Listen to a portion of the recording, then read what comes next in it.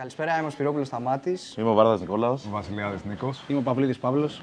Και είμαστε οι Show Me The Sound. Και αυτό είναι το project μας, άκου να δεις. Στην ουσία αυτό που έχουμε κάνει είναι ότι έχουμε κάνει κάποιες ηχογραφήσεις βασμένες στην Αττική και εμπλουτισμένες μετά με μουσική που βάλαμε.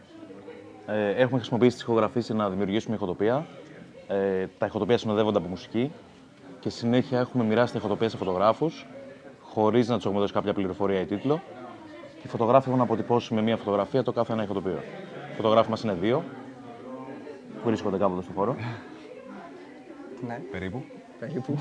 Και ο σκοπός αυτής της έκθεσης είναι μέσα από αυτά τα ηχοτοπία, τα οποία έχουν δοθεί, όπως προαναφέρθηκε, χωρίς κάποιο τίτλο ή περιγραφή και τα έχουν μεταφράσει οι φωτογράφοι στο μυαλό τους όπως ακριβώς ακούσαν το ηχοτοπίο.